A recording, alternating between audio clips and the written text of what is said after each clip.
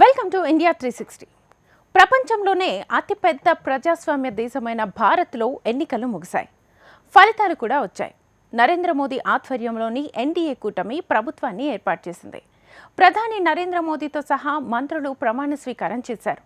అయితే తాజాగా మంత్రులకు మోదీ శాఖలను కేటాయించారు. ఇందులో సింహభాగం కీలకమైన శాఖలను బీజేపీ నాయకులకే మోదీ కట్టబెట్టారు. మిత్రపక్షాలకు 11 కేబినెట్ మంత్రులను కేటాయించారు. అయితే ఎవరికి మోదీ మూడో టర్మ్లో పదవులు దక్కాయి? మళ్ళీ పాత పదవుల్ని ఎవరెవరు అధిష్ఠించారు? కొత్తగా ఎంతమందికి క్యాబినెట్లోకి వచ్చారు? ఎంతమంది మంత్రి పదవులను కోల్పోయారు? ఓవరాల్గా మోదీ 3.0 జంబో టీం ఎలా ఉంది? Watch the story. Modi 3.0 core team ఎలా ఉంది?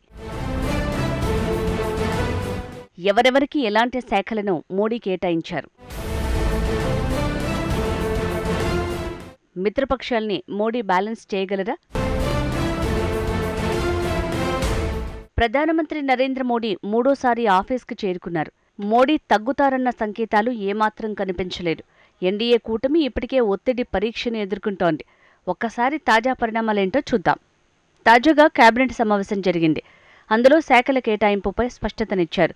ఎవరికి ఏ మంత్రిత్వ శాఖ లభించింది అంటే టాప్ 5 కీలక నేతల శాఖల్లో ఎలాంటి మార్పు లేదు. హోంశాఖ మంత్రిగా అమిత్ షా, ఆర్థిక శాఖ మంత్రిగా నిర్మలా సీతారామన్, రక్షణ శాఖ మంత్రిగా రాజ్నాథ్ సింగ్, విదేశీ వ్యవహారాల శాఖ మంత్రిగా ఎస్ జయశంకర్, రహదారుల శాఖ మంత్రిగా నితిన్ గడ్కరీ తమ పోర్ట్ఫోలియోలను నిలుపుకున్నారు. అంతేకాదు పీయూష్ గోయల్, మాజీ దౌత్యవేత్త హర్దీప్ సింగ్ పూరి సైతం తమ పాత శాఖల్లోనే కొనసాగుతున్నారు. పీయూష్ గోయల్ వాణిజ్య శాఖ, హర్దీప్ సింగ్ పెట్రోలియం, సహజ వాయువుల మంత్రిత్వ శాఖల్లోనే ఉన్నారు. ధర్మేంద్ర ప్రధాన్ విద్యా మంత్రిత్వ శాఖను పొందారు. అశ్విని వైష్ణవ్ ఇప్పుడు 3 శాఖలకు ఇన్ఛార్జిగా నియమితులయ్యారు. గతంలో ఆయన రైల్వే శాఖ మంత్రిగా పనిచేశారు. ప్రస్తుతం సమాచార సాంకేతిక శాఖల్ని అశ్విని వైష్ణవ్ పర్యవేక్షించనున్నారు. జ్యోతిరాదిత్య సింధియాకు శాఖను మార్చారు. ఆయన్ని పౌర విమానయాన శాఖ నుంచి తప్పించి టెలికాం శాఖను అప్పగించారు. కిరణ్ రిజిజు సైతం శాఖ మార్చారు. గతంలో ఫుడ్ ప్రాసెసింగ్ మంత్రిగా ఉన్నారు. ఇప్పుడు ఆయనకు పార్లమెంటు వ్యవహారాలను అప్పగించారు. మన్సుఖ్ మాండవీయకు కూడా వేరే శాఖను కేటాయించారు. గతంలో ఆయన ఆరోగ్య శాఖ మంత్రిగా పనిచేశారు. ప్రస్తుతం ఆయనకు కార్మిక, క్రీడా శాఖలకు ఇన్ఛార్జిగా కొనసాగుతున్నారు. ప్రస్తుతం బీజేపీ అధ్యక్షుడు జేపీ నడ్డాకు ఆరోగ్య మంత్రిత్వ శాఖను అప్పగించారు. మోడీ ఫస్ట్ టర్మ్లో నడ్డా ఆరోగ్య శాఖ మంత్రిగా పనిచేశారు. సింపుల్గా చెప్పాలంటే ప్రధానమంత్రి తన కోర్ టీంను చెక్కు చెదరకుండా అలాగే ఉంచారని చెప్పొచ్చు. దీంతో ప్రధాని మోడీ చాలా స్పష్టమైన సందేశాన్ని ఇచ్చినట్టయింది. గత 2 ప్రభుత్వాల్లో కొనసాగించిన విధానాలనే ఈసారి కూడా అనుసరిస్తారని మోడీ సంకేతాలిచ్చారు. అంతేకాదు తమ బృందం లక్ష్యాలను చేరుకుందని మోడీ అభిప్రాయపడ్డారు. చాలా మంది మంత్రులు తమ పాత పాత్రల్లోనే కొనసాగుతున్నారన్నమాట. ఇక మిత్రులకు కేటాయించిన శాఖల విషయంలో ఎక్కువ మార్పులున్నాయి. 5 ఎన్డీఏ భాగస్వామ్య పక్షాలకు మోడీ కేబినెట్ ర్యాంకులను కేటాయించింది. జనతాదళ్ సెక్యులర్ జేడీఎస్ పార్టీ నేత హెచ్డి కుమారస్వామి భారీ పరిశ్రమలో ఉక్కు శాఖను కేటాయించారు. బీహార్కు చెందిన కీలక నేత హిందూస్థాన్ అవామీ మోర్చాకు చెందిన జితిన్ రామ్ మాంఝీకి సూక్ష్మ, చిన్న, మధ్య తరహా పరిశ్రమల శాఖను కేటాయించారు. జనతాదళ్ యునైటెడ్ జేడీయూకు చెందిన నేత రాజీవ్ సింగ్కి ఫిషరీస్, పంచాయతీరాజ్ శాఖలను అప్పగించారు. ఇక Telugu Desam party TDP MP Rammohan నాయుడికి పౌర విమానయాన శాఖను ఇచ్చారు. చివరిగా లోక్ జనశక్తి పార్టీకి చెందిన చిరాగ్ పాశ్వాన్కు ఫుడ్ ప్రాసెసింగ్ శాఖను ఇచ్చారు. ఆయా నేతలంతా తాజాగా మంత్రిత్వ శాఖల బాధ్యతల్ని చేపట్టారు. ప్రధానమంత్రి మొదటి మరికొన్ని పనుల్ని పూర్తి చేశారు. రైతులకు మద్దతుగా నిలిచే నిధులను ప్రధాని విడుదల చేశారు. దీనిని కిసాన్ సమ్మాన్ నిధి అంటారు. దేశంలోని ఎందరో రైతులకు కేంద్ర ప్రభుత్వం ఈ పథకం కింద నగదును అందిస్తోంది. ప్రతి 4 నెలలకు 2,000 రూపాయల చొప్పున అందిస్తోంది. అంటే ఏడాదికి 6,000 రూపాయలను ఇస్తోంది.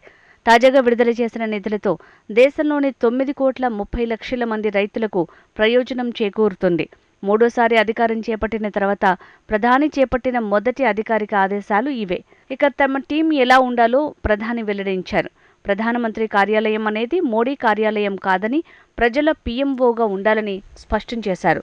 ప్రధానమంత్రి రాజకీయ ప్రత్యర్థులకు కూడా ఈ సందేశాన్ని ఇచ్చారు. తన కార్యాలయం ఓ లక్ష్యం దిశగా వెళ్తున్నట్టు మోడీ వెల్లడించారు.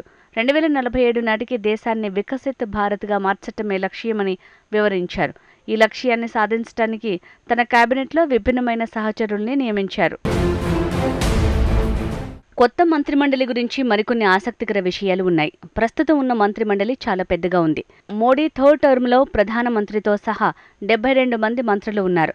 గరిష్టంగా మంత్రుల్ని 81 మందిని నియమించుకోవచ్చు. ఇప్పటికే 72 మంది మంత్రులు ఉన్నారు. అంటే మరో 9 శాఖలను ఇచ్చేందుకు అవకాశం ఉంది.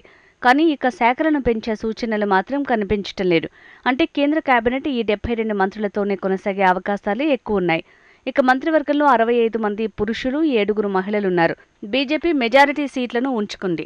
బీజేపీకి చెందిన మంత్రులు 61 మంది ఉన్నారు. మిగిలిన 11 మంది మంత్రులు ఎన్డీఏ మిత్రపక్షాలు.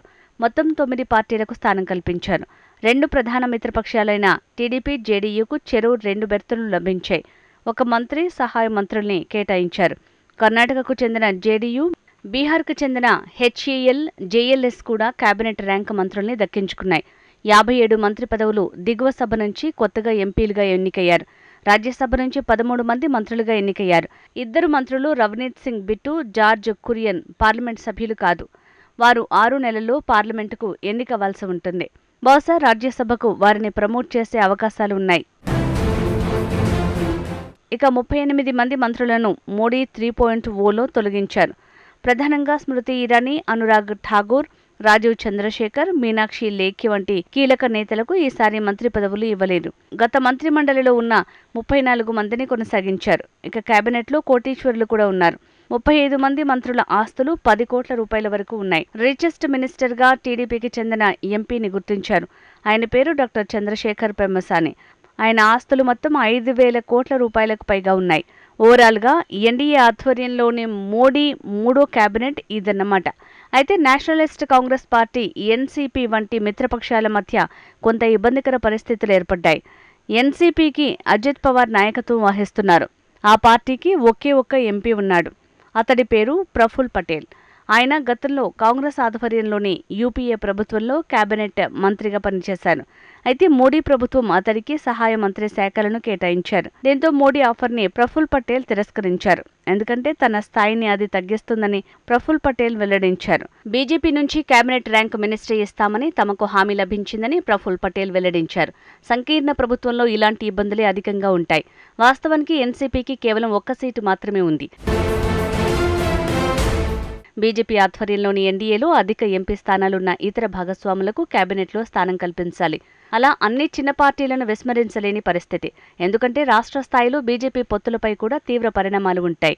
వచ్చే 5 ఏళ్లలో బీజేపీ మిగతా పార్టీలను కూడా బ్యాలెన్స్ చేయాల్సి ఉంటుంది. అదే మోడీకి కత్తి మీద సాము లాంటిది. 5 ఏళ్లు ఎలా నెట్టుకొస్తారో వేచి చూడాల్సిందే.